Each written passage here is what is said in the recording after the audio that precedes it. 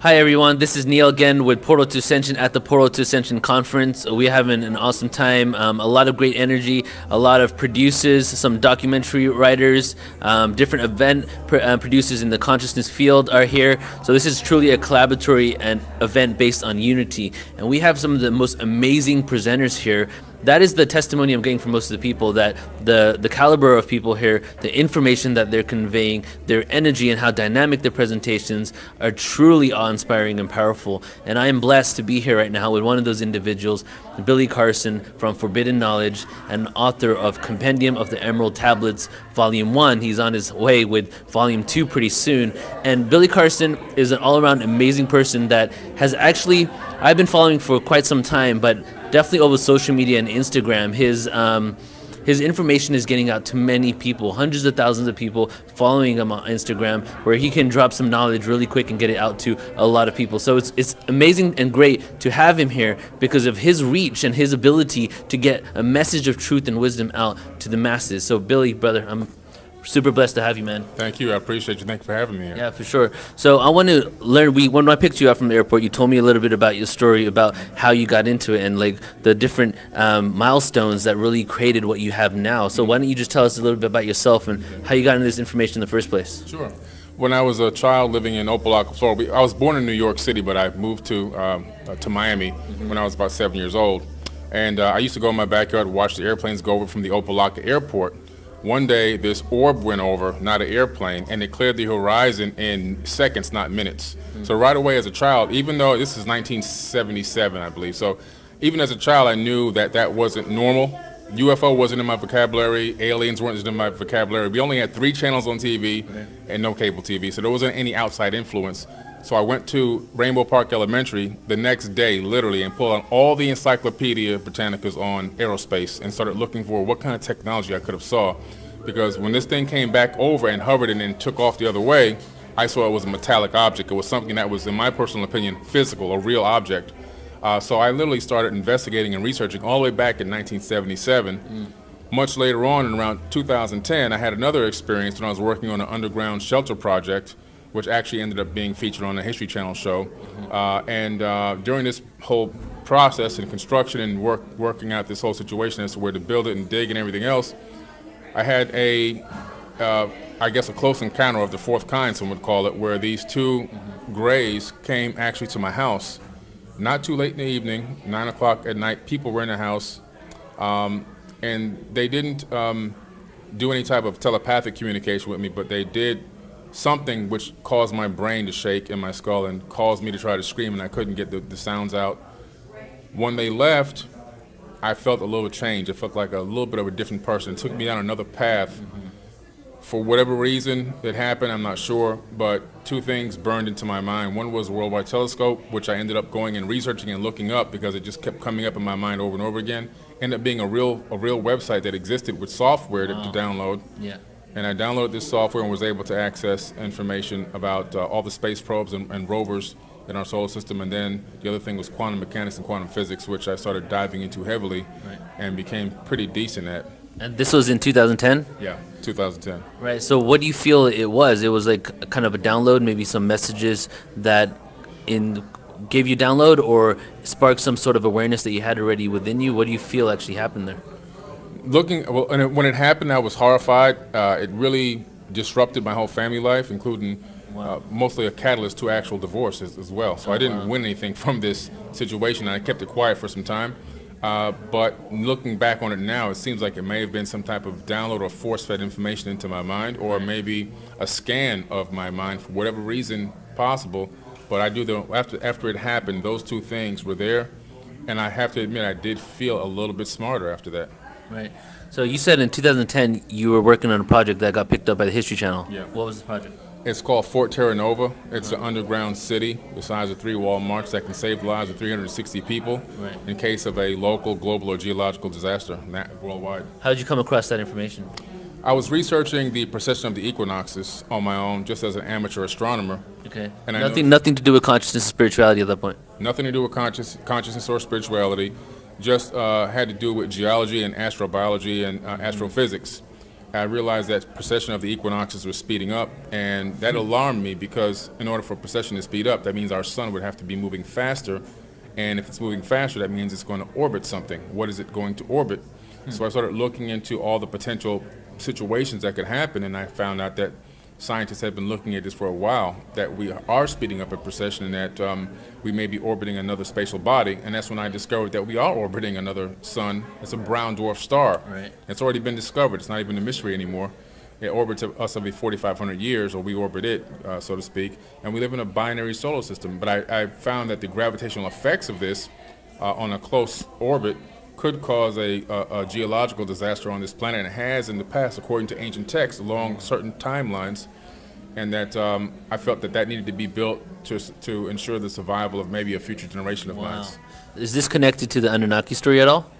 Yes, actually it is. That's how I found out about the Anunnaki, to be honest. I didn't find out about them first and then work on this. Yeah. I found out about this first, and then through my research into the geology and through astrobiology and astrophysics, I discovered that the Anunnaki were in the ancient Sumerian tablets, and some of these other gods spoken about in the Mahabharata, the Bhagavad Gita, and some of the other ancient texts as well. Wow.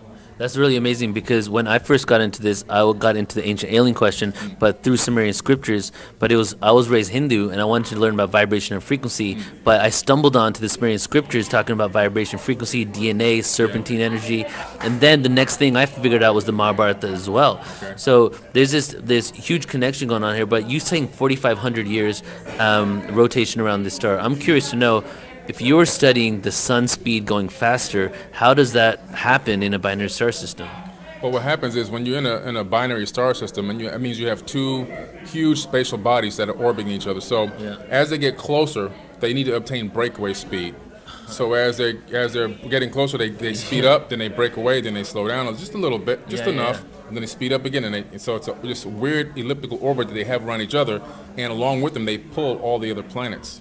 Right. Scientists and astronomers have already found this other brown dwarf, and it has planets orbiting it. So there's a solar system within our solar system just outside the orbit of Pluto. Wow. And there's multiple planets in that solar system? There's planets orbiting, probably 6 planets orbiting this brown dwarf. Right. And this is actually peer-reviewed, vetted science. It's not even like a mystery or a conspiracy. This is actually real science. It's going to be in future science books. Right. What about Nibiru? Is the brown dwarf Nibiru? Does Nibiru rotate around that brown dwarf? And is Nibiru still in existence? Yeah, see, so that's where a lot of the confusion comes. A lot of the people who have been looking for this Nibiru think it's a single rogue planet.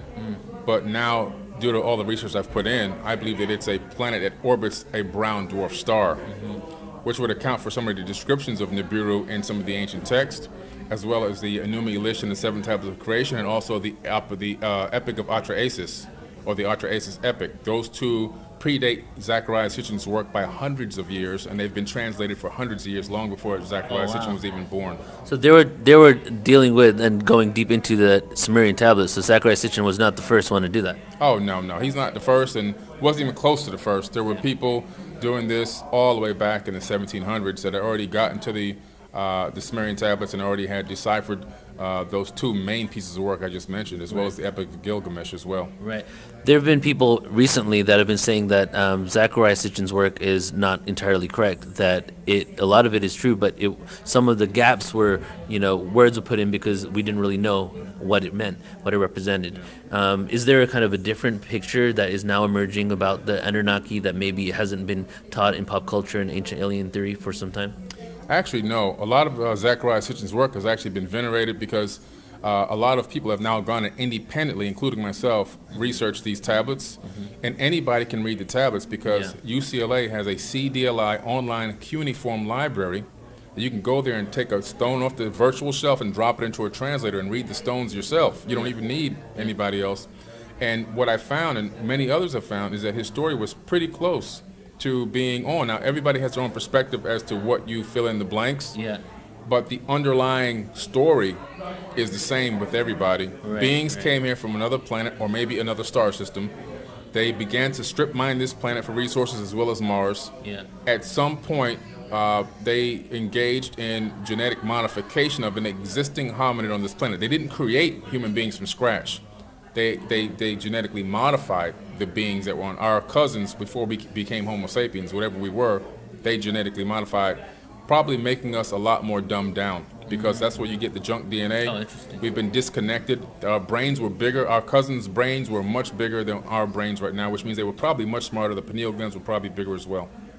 So the story of us being a primitive human and then genetically altered to be a half god Anunnaki, half primitive, may not be correct, and we may have been actually more sentient and more conscious, and then it actually went the other way around.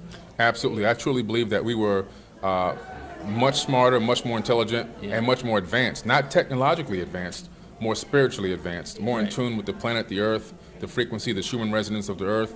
Our billions of magnetite crystals on our brains were probably being used. We were able to probably navigate the planet, communicate silently and everything else. May have even had other gifts.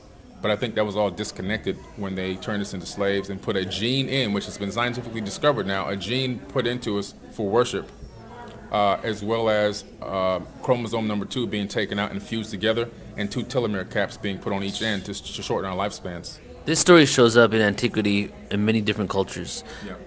At one time, I used to feel that there were independent stories that maybe the same thing, that as above, so below, the reflections of the stars and the precession of the equinox manifesting in the physical in the world, right? What do you feel? Do you feel that there was one original story and everything was taken from it? Or do you think that this genetic manipulation with different races has happened many times over the eons? I think that we are in a situation where the Anunnaki arrived here, or this Atlantean culture arrived here at the time that we fell. I believe that our former human cousins were here and had risen and fallen 4 times, just like the Mayans said, to high levels of civilization on our own.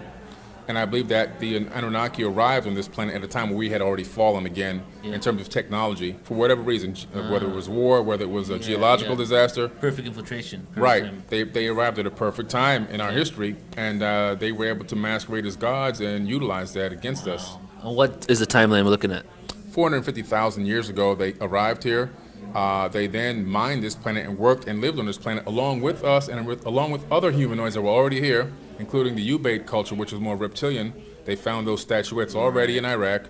And then around 200,000 years into it is when they began infighting, and some of the working class Ijiji Anunnaki began to want to have a coup against the rulers. Yeah. And that's when the decision was made to genetically modify an existing hominid. They could have gone with AI technology, kind of alludes to that type of wording, but they knew that that could be dangerous for them as competitors, because they had a few of them already working in the medical labs, but I feel that they thought that maybe AI, as we now are finding out, could be extremely dangerous if you turn Skynet on. At some point, they could realize that human beings are not even needed anymore. So they decided to create a worker slave that they can manipulate and they can use, and that's unfortunately us. The Ajiji aren't talked about enough. We heard about the Anunnaki, those from heavens come to earth. When I first got into the scriptures, I was listening to Jordan Maxwell, right? And he had the sons of God. It was all about the Ajiji. Who are the Ajiji, and what did they represent? What did they do on this planet? The Ijiji are the working class Anunnaki. Now, they weren't slaves, but they were kind of treated as slaves. Most of them were sent to Mars to work on Mars, and they were complaining about the atmosphere. They were complaining about conditions there. Mars was already kind of a scarred planet. It was and still even is now a livable planet. It used to be a moon. It was a moon of Tiamat before Tiamat exploded and turned into the asteroid belt. Now, these Ijiji, they are the ones spoken about in the Old Testament that basically fell to earth. Is when they came to earth and then took women as their wives. They had no women, they had nothing. They were just working with no women, no vacations, no breaks, and the workload was getting heavier and heavier, and the conditions were getting worse and worse. And that's when they decided, we had enough. And so this was a class of people, more like a working class of people that I don't know if they volunteered to come along with the Pantheon, or if they were forced to come, but at some point they got fed up with everything. Were they the same race as the Anunnaki, or a different kind of demigod like Zeus compared to Hercules? I believe that they were a different race. And when you start looking into these tablets, you start to realize that these Anunnaki might have been a multiracial group of beings not just all from this Nibiru place. Multiple extraterrestrial races? Right, multiple extraterrestrial races. There's even one passage that kind of alludes to one of the Anunnaki marrying somebody from another planet. So you start to look into this and you start going, wow, this may have been a multicultural race of people. Yeah. And when you look at the Emerald Tablets, which I wrote about, where Thoth is sent here by his dad, or sent to the land of Kem by his dad, to raise them back to a high level of civilization because of the flood just happened, all of a sudden he's talking about his crew spreading out all over the planet and actually duplicating what they did in the land of Kem. And then all of a sudden you start to see these megalithic structures and these pyramids all over the world, so they became a global civilization again. But what's interesting is you have people all over the world in these areas that then possibly took on the genetic marker of their new ruler or king who started that civilization, which hence could be the reason for having different races on this planet. Right. Races, in my opinion, after doing a lot of research on biology, have nothing to do with I'm dark because my people are from the sunny area, and that's all. The real genetics talks about almost 2% variance between a Caucasian, a black man, a Native American, an Indian, a Chinese person. There's a variance there. It doesn't mean that we're not all one because we're still a race, a human race. But what it does mean is on a genetic level, just through pure evolution, virtually impossible in the short amount of time we've been here for us to have that variance. That variance was a purposeful one. It was done in a laboratory. Yeah. And it could be a mark of, okay, these are my people, these are my people, these are my people. This is the regions that they're in. And they raise up these megalithic structures all over these geological node points, or these magnetic points around the planet. So the Ajiji, were the Anunnaki all negative, all positive, and were the Ajiji either of that either? It was they're just like us, so we're just like them. They were good people and bad people, good Ajiji, good Anunnaki, bad, and so forth. Some really loved us, some actually risked losing their ability to even go back to their home world by marrying human beings, taking them as wives, and decided even some to stay here just because of that, because they fell in love with humans. And some tried to help, like Thoth the Atlantean. He literally wanted to help us raise our consciousness to a higher level. And why I respect him is because he never masqueraded as a god. He always said that he was a son of Atlantis, or a child of the sun. And he never said, I'm your God and you do what I do, and so forth and so on.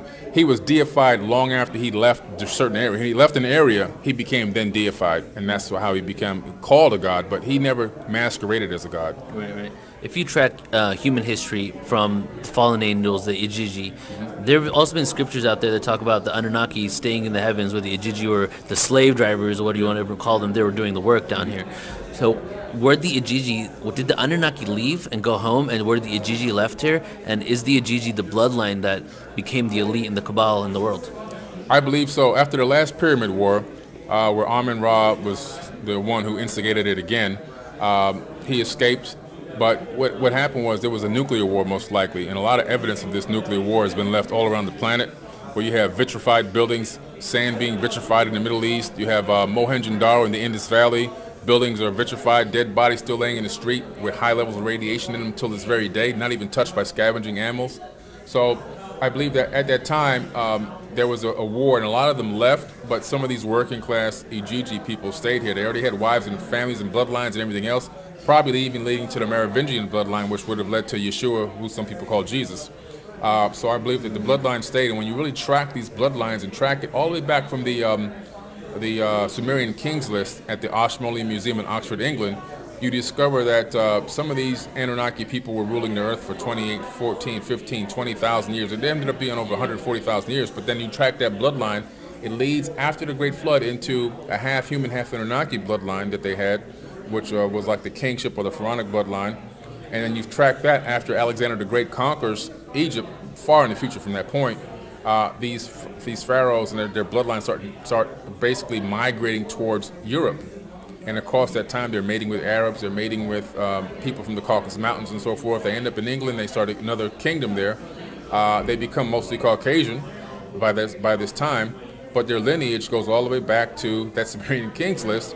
From there you can track it all the way into the future, into the present current day where we're at now, with the presidents of the United States all being directly related to that same exact bloodline, all cousins genetically proven on the genealogies, many genealogy sites, and also even admitted by most of the presidents, current presidents themselves, including Obama's already admitted, Bush, Trump, Clinton. Yeah. It's even Hillary Clinton and Bill Clinton are actual cousins. They're like eighth cousins, and so forth. Bill Clinton is a cousin of Hillary Clinton. Obama and Bush are cousins. So it just goes way back, and it just shows you that no matter who wins the presidency of the United States, they always win because they have dogs on both sides, basically. And so no matter which one wins, they always win. They meaning the people that really run this planet. And it makes you wonder. From birth, these people have to be conditioned to become our leaders. From before birth, from like thousands of years. The plan has to have been over thousands of years, but we live for such a short period of time that we forget, right? And the new generation doesn't care about the problems of the old generation because we have too much now. It's been a really well-constructed system to keep us enslaved, if you want to call it that, right? Where the Ijiji, so if before the Great Flood, was the bloodline pure, and after the Great Flood, you said it became half human, half Anunnaki, so it changed right after that, but it was pure before? Yeah, before the flood, it was pure bloodline, kingship. After the Great Flood, a decision was made to hand over kingship to humans, but not just humans in direct. You'd have to have a contact or a person in the middle, and that middle person would be half human and half Anunnaki or half Atlantean, whatever you want to call it. So that's how they maintain that bloodline, a little bit of control there. And these people that are ruling this planet, if you ask them, they truly believe that they were designed and born and bred to rule over everybody, to own us and rule over us and tell us what to do and control us. Rothschild, Rockefeller, all these people are, in their mind, that's their reality. That's what they feel. Yeah. Even the Ijiji, who are the working class that were treated almost like slaves by their overlords, came here, and instead of being like, no, I don't like this, they started doing the exact same thing. And even if some of them were good people that were just on this planet getting mating with daughters of men, over time it seems they created this systematic control of power. And power obviously creates more power, and once you have some, after thousands of years, it makes sense that they would be at the level of complete delusion of power that they are right now. Is that right? Absolutely. Yeah, what happens is you get a God complex. And when you start ruling and controlling people in a way and telling people that you're a God over time, you truly start to believe it. Yeah. This happens in current day times right now with people that live here, that are running countries. You start to get a God complex, and they actually got a God complex. They had so much superior technology over us. They had a much better understanding of the ether of space-time itself, how to manipulate frequencies and how to manipulate matter. So they were so far in advance. And plus, this was like a wild, wild west for them. They had no real laws here keeping them in check. So when they started, at first, they would combat each other as to, is this ethical to do or just not ethical to do? And then later on, you start to see it was just like, whatever goes, it's like, just do whatever. Right. And it was they got used to the fact that there was no oversight. Exactly, no oversight. When they got used to it, they just went crazy. I mean, they literally just went completely off the ranch. Yeah. And they started doing all kind of stuff that, I'm talking about genetically modifying animals and mixing humans with animals and all kind of crazy type of genetic experiments that they were doing just because they could. It's really just because they could. So it's really a weird situation. And unfortunately for us, it put us in the jackpot, and there was nothing we can do because we didn't have the understanding or the technology to combat them. We had the numbers. So what they did was, since we used to live for a very long time before they even got here, we at the Tower of Babel incident, we were actually building a tower. Now, whether that was a cargo cult and we were mimicking something we saw them build, or we literally had become technologically advanced enough to build something, it literally threatened their power. And Enlil, who's known as Yahweh in the Bible, but the Bible just stole that story from the ancient Sumerian tablets. He's Enlil, the brother of Enki. He sees this tower, he gets extremely disgusted, and he knocks this tower down. Not only does he knock the tower down, this is when I knew as a kid when I read this that wasn't talking about the God of the universe, because it didn't make sense that people were working together and then this God who created a universe would come back and destroy something that people worked together to build. Then he says something very interesting. He says, "My seed shall not abide in man forever, his years shall be 120. Well, scientists at Harvard just discovered under the most pristine conditions a human being should live to 120 years. Well, why is this? The telomere caps on chromosome number 2, which they've now peer-reviewed science tells us that this cap was put there on this chromosome, and it forces us to live that long. And only what happens is the genetic material inside these telomeres starts to disappear over time as your cells and DNA replicate. It's like a buffer material. They discovered a way to stop this buffer material from disappearing from these telomeres, and they've extended the life of mice 2 to 3 times. Wow. Which means they can do it in humans now, which is now crucial for us, because if we don't take back control of this planet, they're going to start selling us time. Selling us time. What does that mean? Well, do you want to live to 150? I'll live to 500. It's going to cost you.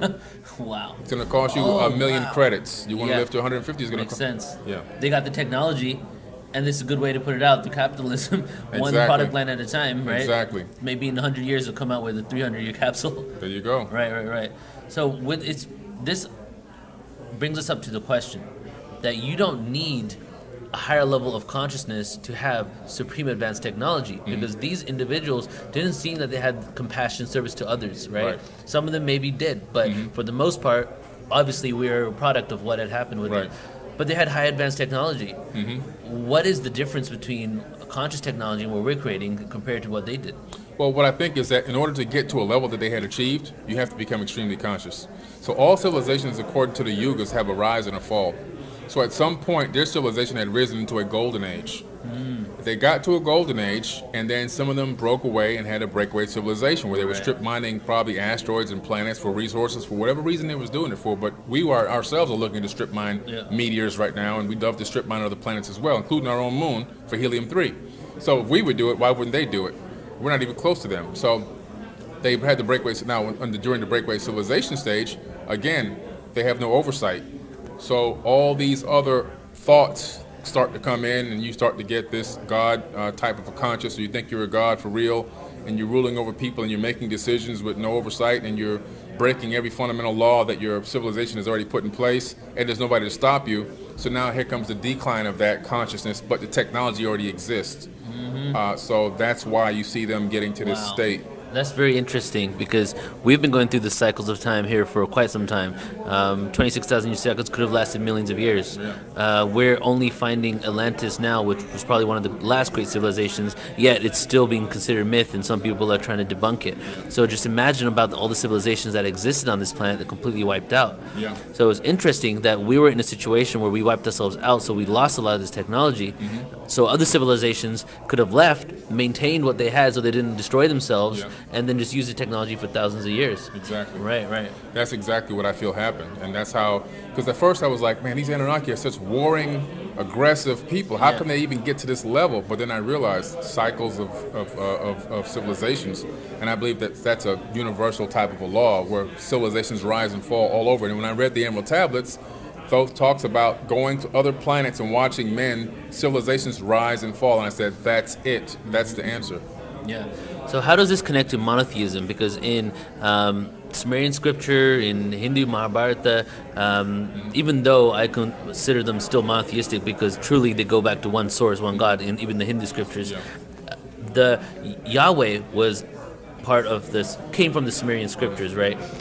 However, they chose one God and decided that there was only one God. How did that even happen in the first place? Well, you see, they had the Elohim, which is plural for gods.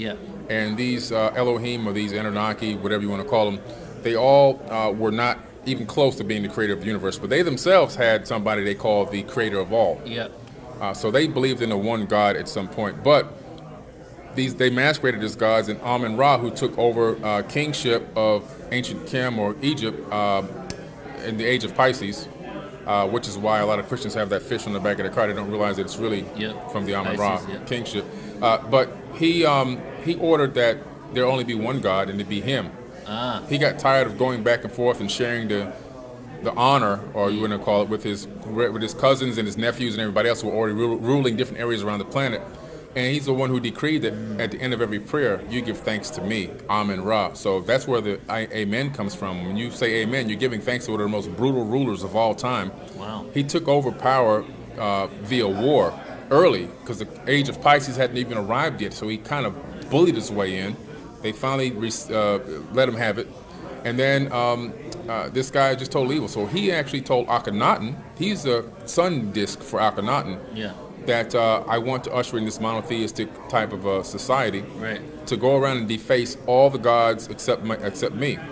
So this is where Akhenaten began to become infamous by going around defacing all of the other gods, erasing hieroglyphs, like literally chipping them out and erasing their actual history, which pissed everybody off, which is why they wanted to get rid of this guy.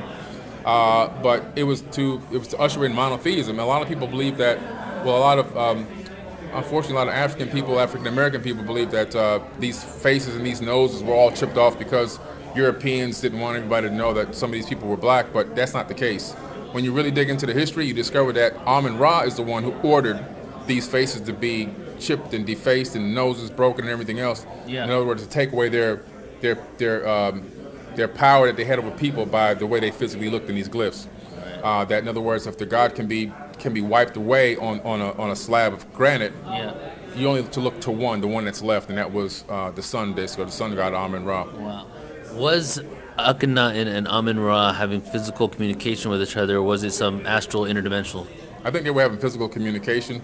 I think there were a lot of Anunnaki communicating directly with pharaohs and people on this planet through the stelas. The stelas were known to give off sound and voices, I believe because they're made of crystal granite. Crystal is a receiver of radio frequencies. Yeah. And it'd be very easy for me to transmit a frequency into a crystal receiver and have a voice come out of it.